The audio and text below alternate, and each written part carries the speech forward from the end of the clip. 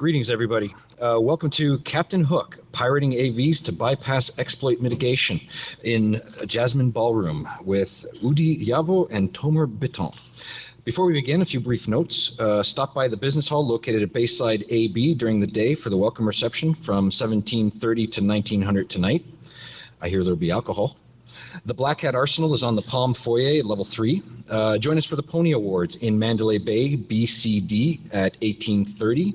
And please either turn off your cell phone or put them on vibrate so the rest of us don't have to listen to it while we wait for it to go to voicemail. And without further ado, here they are.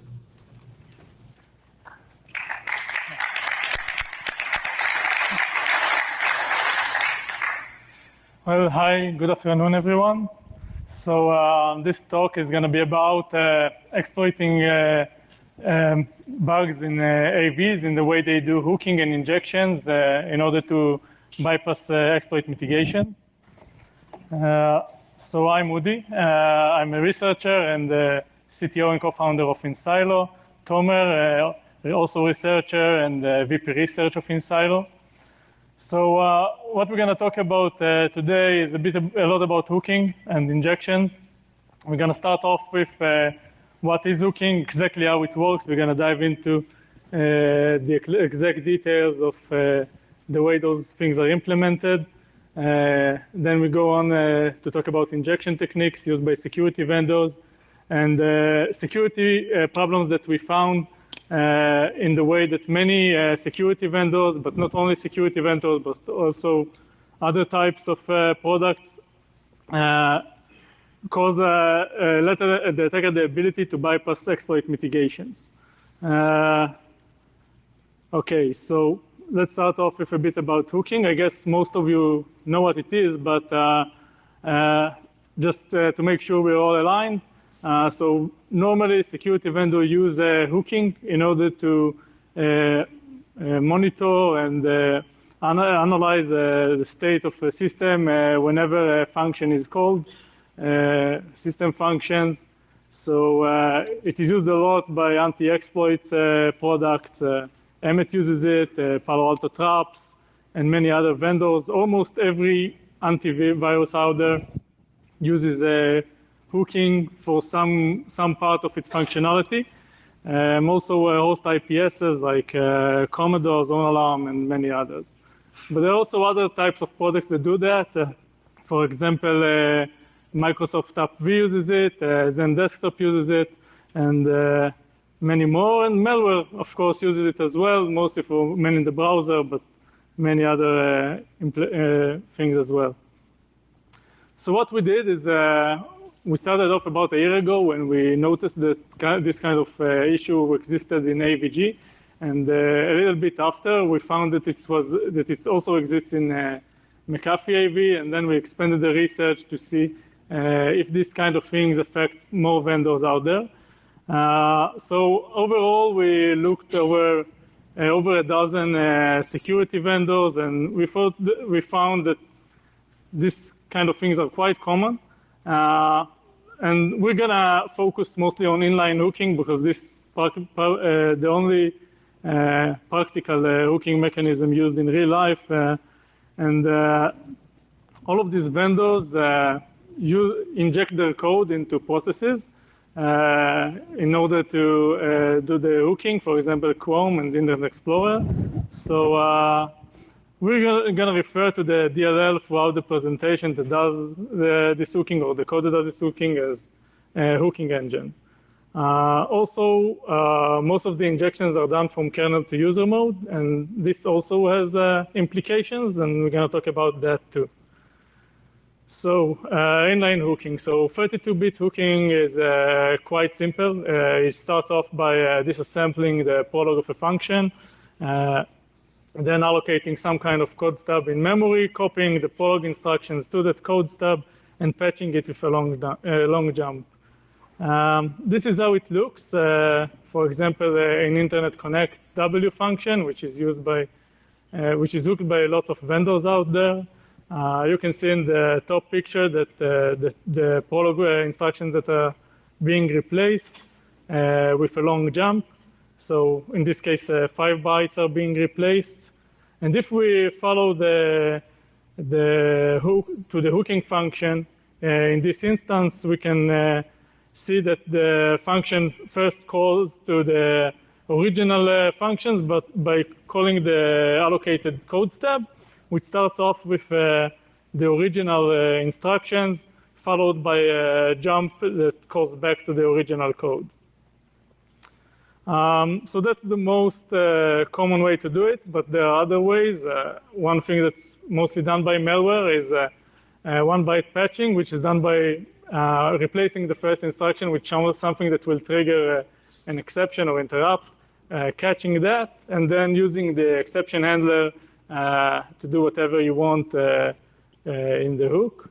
Another common mechanism is Microsoft hot patching. It exists only on 32-bit, but it was added by Microsoft some time ago to enable runtime patching of bugs and security issues. And the way it works is by making sure the compiler emits an op instruction like move edi edi. It's a 2-byte instruction, and before that, it makes sure that it has at least 5 bytes to patch. So the way it works is by replacing the first 2 bytes with a short jump, which jumps to a long jump, and then to the hook engine, to the hooking function. The advantage of that is that there is no need to allocate separate code stub and copying the prolog instructions. However, it has some possible complications. For example, if a function starts with some kind of instruction pointer dependent instruction, like relative jump or call, then it must be fixed before it is being copied. There are also other scenarios, like extremely short functions. For example, a function that just returns 0 or 1 or something like that, and like 3-byte instruction. So you can't always just replace it with 5-byte jump because you might override something afterwards. So solutions to that can be either variations on the short jump or just use the 1-byte patching or something like that. And the first possible complication, which is very rare but still possible, is that some instruction inside the function jump backs to one of the instructions in the prolog. That's a problem because it will jump to the middle of the first 5 bytes, which might cause, will probably cause the program to crash. And there's no easy way to handle this. I mean, I don't know hooking engine that actually handle this kind of scenario because it requires full disassembly of the function, but because it's extremely rare, it's also a non-issue in most cases. Now, if we move on to 64-bit, on 64-bit, things are a bit more complex because we have the 2 gigs range limit. So sometimes we need a way to add a trampoline and to make it possible to jump to the hooking functions. So again, start off by disassembling the prolog, allocating a trampoline function and the code stub. Then writing the trampoline, which is like creating an absolute jump instruction for normally done by moving the hooking function address to RAX and then jumping to RAX, copying the prolog and patching the same way it's done in 32-bit. So this is how it looks. We can see the instructions in Internet Connect A in the above pictures, and after it's set, we can see it was replaced with a jump instruction, which jumps to the trampoline, which contains exactly what I showed before, which is the absolute jump sequence to move to RAX and then jump to it. And if we follow the code the same way we showed in the 32-bit, we see that this sequence is quite similar to the one we saw in 32. It executes the first 2 instructions from the prolog, and that jumps back to the original code. You can also see that there is a push RAX there. This hooking engine also put a pop in the original function code. So that's why it's over there. Okay, so there are also other techniques for 64-bit as well. For example, one possibility is that if you can make sure that your code is somewhere in the lower 32-bit range, then probably a much simpler solution is to use a 6-byte patch by using a push ret sequence. You just push the 32-bit address and then return to it. This is actually quite common, especially in injections, and we're going to show it later. Another nice thing is the double push by Nikolai, as far as I know, is the first guy who did it. It's quite similar, but the advantage is you don't need to trash any register, and that you're able to jump wherever you want in the address space. The disadvantage is that it takes more bytes. So again, you push the lower 32 part of the address, and then on the stack you're going to have 8 bytes, and the ID word is going to be zeroed. So you put the high part of the address there and return. So complications on 64-bit are quite similar. The main difference is that there are many more RIP relative instructions because it is supported by a 64-bit processor, and a good hook engine should be able to take care of such instructions before copying them. So now we'll just quick recap. So these kind of things are used in almost every security product out there. Well, we added some links, so you'll be able to read the full articles on hooking and problems with that. And then we move on to kernel to user code injections. Hey everybody, thanks for coming. So kernel injection. Kernel injection are mainly used to inject DLL from the kernel to user mode processes. It's also very common in sandbox escape shellcodes after a successful exploitation of a privilege escalation, and also to inject code to protected processes. There are much less technique than user mode injections, and it's less documented. It's used both by malwares and security vendors. User APC is the most common method that we saw. Basically, it's used by lots of several malware families like TDL and zero access, and also in a sandbox escape shellcodes. And security vendors, we saw it very common in antiviruses like AVG, Kaspersky, and also in application monitoring tools like Avector. It's a very well documented technique, and you can find even source code in very known malware forums. So how it's done? First, you need to register a load image callback using a notify routine and wait for the main module to load. You need to write a payload that will inject the DLL, that will load the DLL using load library for an example, and insert a user APC using the KI routine. The second method is entry point patching. It's not very common, but it was first, as far as we know, it was first used and published by the Duku malware several years ago. You can find a very well documentation about the technique in some Duku analysis malware papers. So how it's done? You need to register a load image callback using a notify routine and wait for the main module to load. Once it's loaded, you need to write the payload to the target of the address, to the target process, basically. Once you write it, you need to replace the image entry point with a jump instruction to the new payload. Once the payload gets executed and the DLL is loaded, you need to restore the image entry point and jump to the original one to the OEP. So this is how a patched Internet Explorer looks like. If we check on the left side, so you can see the jump instruction and the address. And if you follow on the right side, so you can see the usage of the load library function. This will basically load the DLL, the hook engine. In the middle, you can see the usage of the mem copy, which will basically restore the image entry point. And once it's done, you can see the jump at the bottom that will jump to the original entry point, to the OEP. Another technique is import table patching. As far as we know, it was first published by us last year in a codeless code injection technique on B-sides.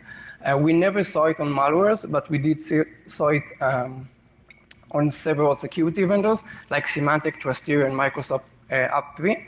I will just put it here, but basically a similar method can use the TLS data directory instead of the import table, so you can maybe check it. So how it's done? First, you need to register a load image callback again using a notify routine and wait for the main module to load. Once it's loaded, you need to copy the old table with the injected DLL, the new row of the injected DLL, to a newly allocated memory space. you need to point the import data directory to point to the new table. And once the DLL is loaded, you need to restore the original PE header. So this is how it looks like, again, in Internet Explorer. On the left side, you can see at the bottom that basically the RVO of the import directory is pointing outside of the image. And if you follow the address on the right side, you can see the new row that this is basically reloaded DLL, the new DLL. This is a very interesting technique we saw in 2 security vendors. We call it anti-DLL user 32 patching. What we need to do basically is register a load image callback again using a notify routine. In this case, we need to wait for anti-DLL to be loaded. Once anti-DLL is loaded, we need to write the payload to the target process. We need to replace the prologue of LDR load DLL with a jump instruction that will basically will forward you to the new payload. And once it's done, once the payload executes and DLL is loaded, you need to restore the prologue of LDR load DLL and jump to the original one. So a quick summary, kernel injection is very common in security vendors and malware. In both cases, they use it in order to inject DLLs to target processes in user mode processes. In security vendors, the DLL is usually the hook engine, and it's prone to mistakes due to complexity issues. So we have found 6 security issues in the way the vendors inject code from the kernel to user mode, and also in the hooking implementation. So we'll go one by one. The first one is unsafe injection. The severity is very high. All windows are affected. We found 2 types. The first one is using load library with a relative path instead of a full path. So basically, it's vulnerable to DLL hijacking technique. It was very common. The second one was basically the vendor loaded the DLL from an unprotected folder. In this case, it was from app data. So all the malware needs to do is replace the DLL in the app data directory because it got the permissions. And once the DLL is replaced, the vendor will load the malicious one instead of the legit one. The second one is predictable read-write-execute code stub. It's a very common mistake that the vendor does in kernel injection technique. Basically, they allocate a memory space inside the target process. Usually, it's a full page with read-write-execute permission in a predictable location. In this case, the vendor basically allocated a space with a hard-coded address. So why it's bad? It's very easy to bypass ASLR because most of the code stub include addresses of critical functions. And it's great for shellcode because all the attacker needs to do is to get the shellcode copy to the code stub that was allocated in the target process and then get code execution. The second one that we saw is a predictable read-execute code stub. So again, in kernel injection, very common in the way they inject code from the kernel. In this case, the memory was, again, full page, read-execute permission in a predictable location. So why it's bad again? Again, ASLR bypass because most of the code stub include functions and addresses that you can use in rope chain. So it's very easy. It's very easy to hook to bypass the hook because effectively calling the hook, basically you can replace it and bypass it. And the second one is code reuse. The attacker can use a specific location in the code stub of the vendor as a gadget in a rope chain. So the next one is a predictable read-write-execute code stub. It's the same one as the first one, but in this case, the first one was basically the vendor allocated a space with a hard-coded address. In this case, they called the function to allocate memory with a null parameter. Basically, the vendor expected that the operation system will give him a randomized location, so it was supposed to be fine. But since Windows 7 and below, there is no bottom-up randomization. It starts only from Windows 8. So that's why Windows 7 are affected. Windows 7 and below are affected. The next one is read-write-execute code stub. This is the most common issue that we saw in hooking engine.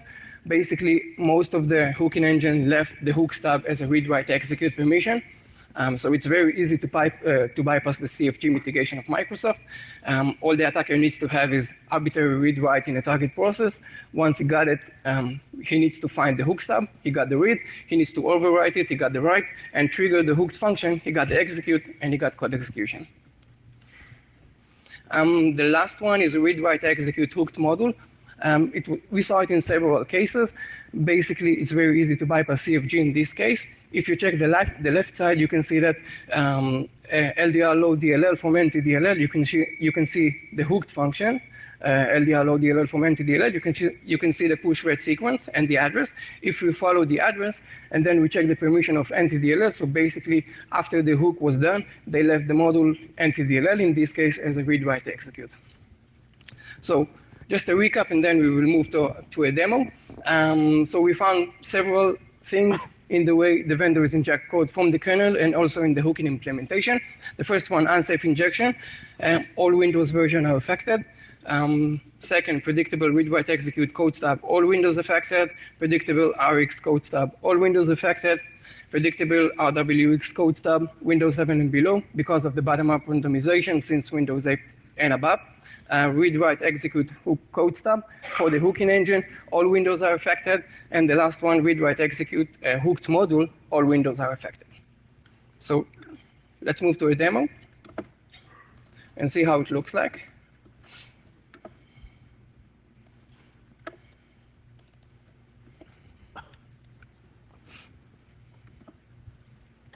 Okay, we will start with the first one. It's Windows 10, 64-bit.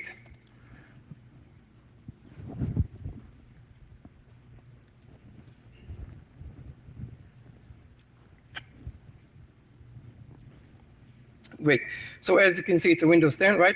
I'll be using a known exploit of Adobe, of PDF. So let's create the malicious PDF. Great, we have it here on the left side. Let's open Adobe and see the mistake, basically the vulnerability. Let's open a debugger, immunity in this case, attach it to the process.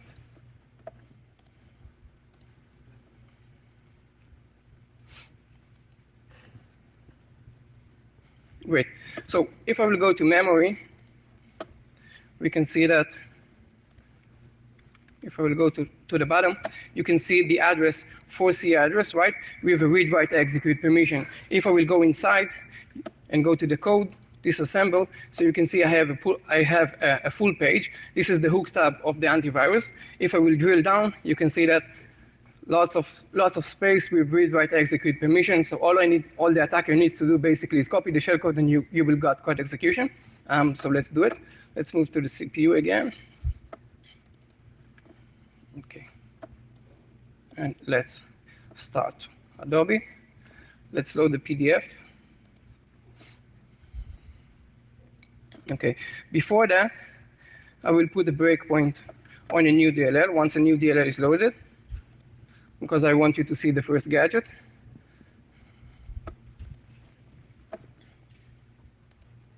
Come on. Yeah. Okay. So I have it here. I have the PDF. Let's remove it for a second. Switch. Okay, now it's done. Great. Again, let's put a breakpoint when a new DLL is loaded. And load the PDF. Now all we need to wait until ICU-CNV, this is basically the module that we took the gadgets from, to be loaded. So let's give it a few seconds.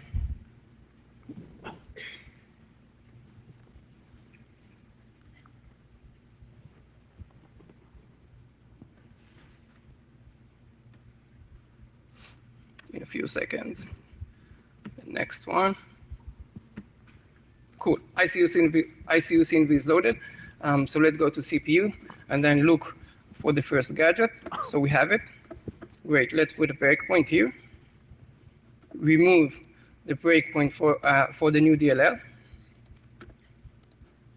And let it run. So we can see the breakpoint was hit. So let's single step. First gadget, second one, third, next, next, and we have the rep. You can see the address at the bottom, right? If I will follow the address, the 4C, in the memory dump, and if I will go up, you can see the code stub of the antivirus, and then I got the page, right? The full page, null. Let's put a breakpoint after the rep. Let it execute. And I got the shellcode copied, right? Let's continue. and I'm in the shellcode, execution, and I got the calc. So we have code execution using the antivirus.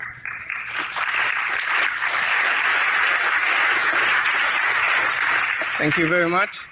So let's do another one, a very first one on Windows 7. The main difference is on Windows 10, the vendor basically allocated the space with a hard-coded address. In the Windows 7, the case, they allocated with a null, so they expected the operation system to randomize the address, but due to the lack of the bottom-up randomization, it didn't work for them. So let's create a malicious one and see how it looks like very fast. Again, open Adobe, the debugger. Let's attach. Go to memory, and you can see the first one with read, write, execute permission, right? So let's do that again. It's the same. We can go to the hooks tab and see it all over again, but let's open the PDF, drop the malicious one, and we got the calc. Thank you.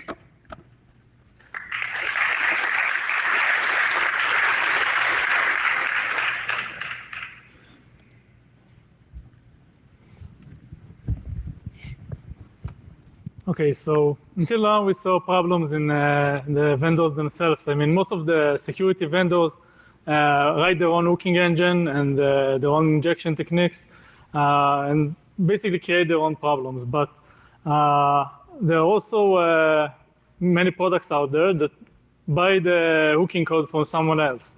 It's like third-party hooking engines.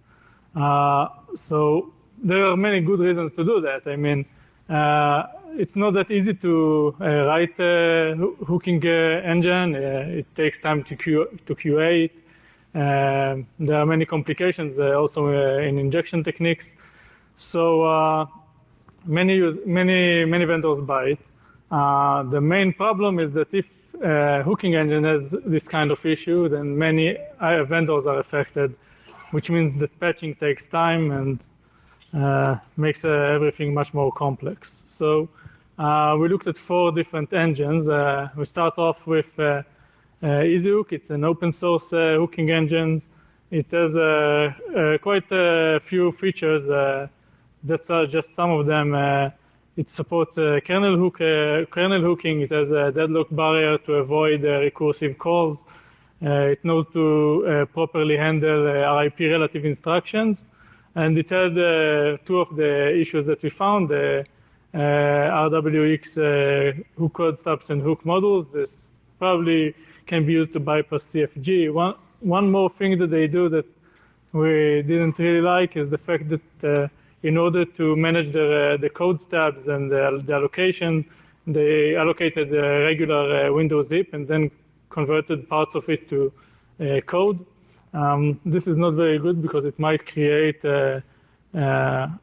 convert data to code unintentionally. And the second one is, and I hope I'm pronouncing it right, is the Viera. It is open source, but it has a commercial license if you want to use it in a product which is not open source.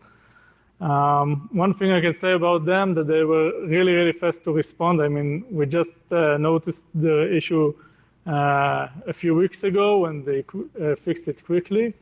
This is used by several Fortune 500 companies according to their own websites, and also by security products.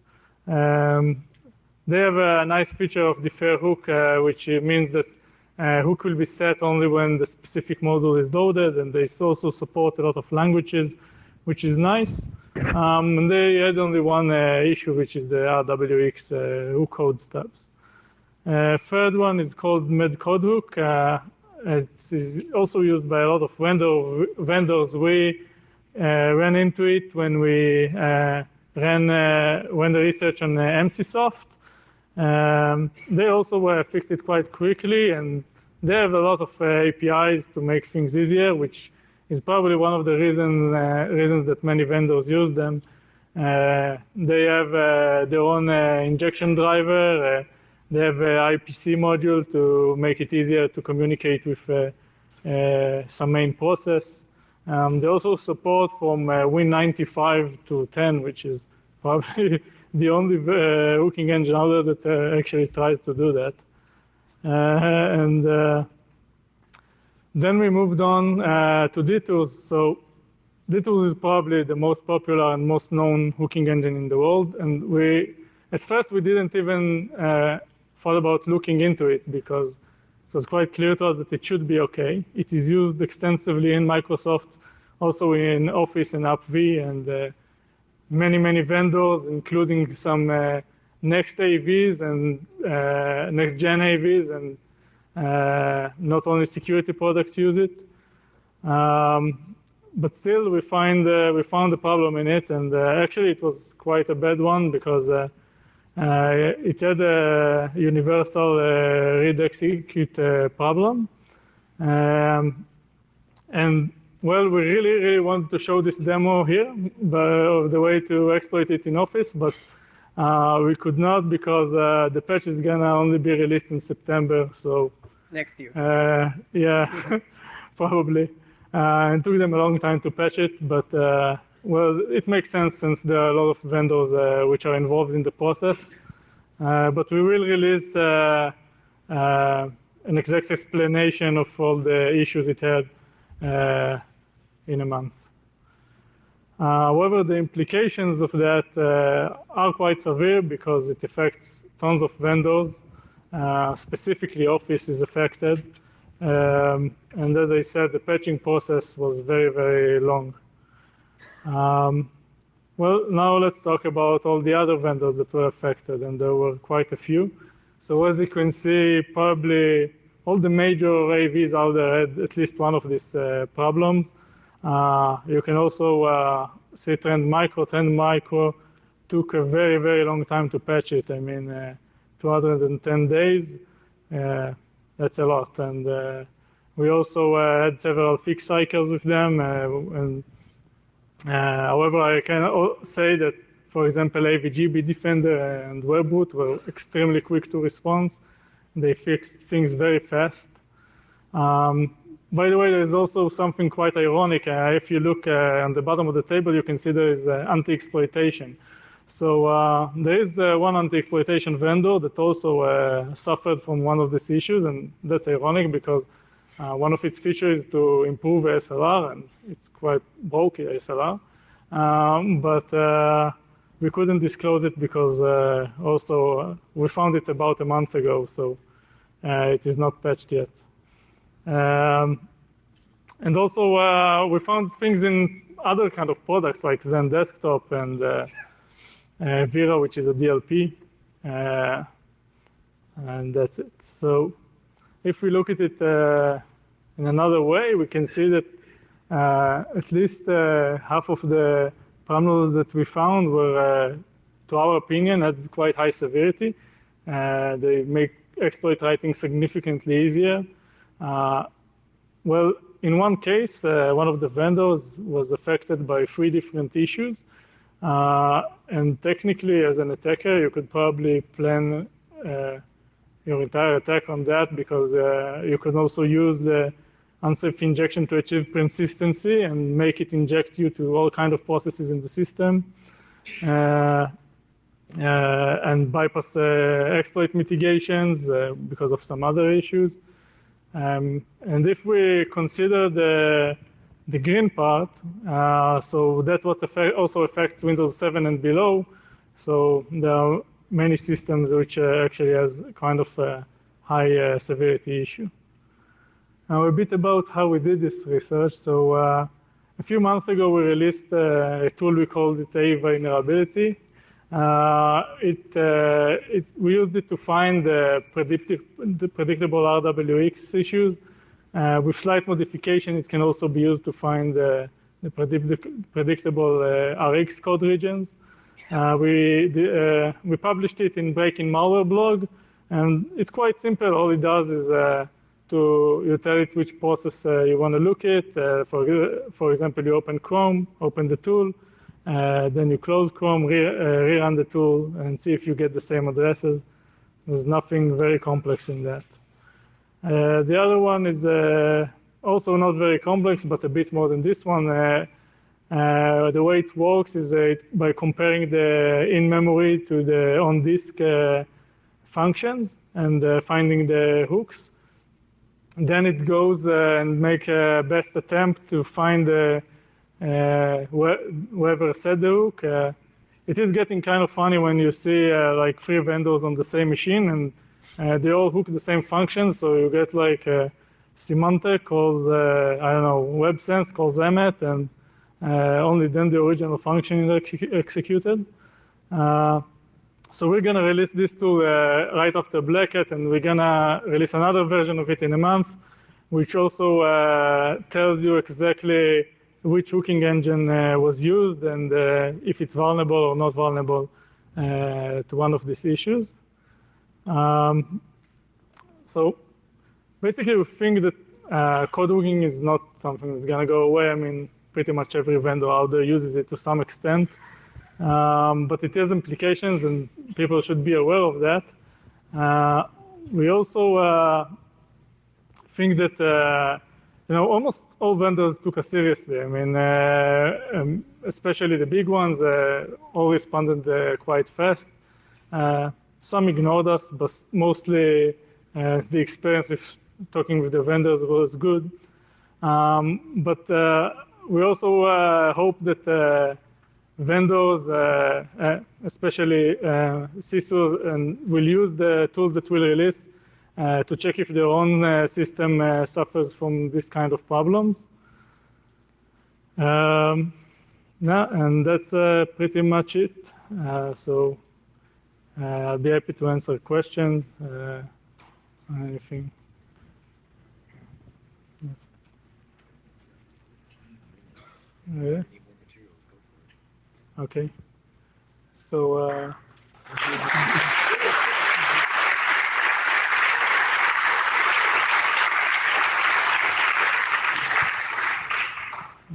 Any questions? Yeah.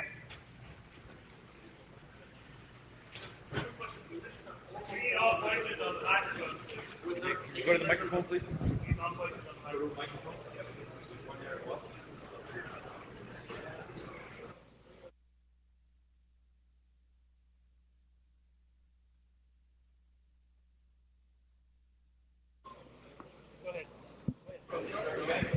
Okay, so you've mentioned that almost all the vendors were affected.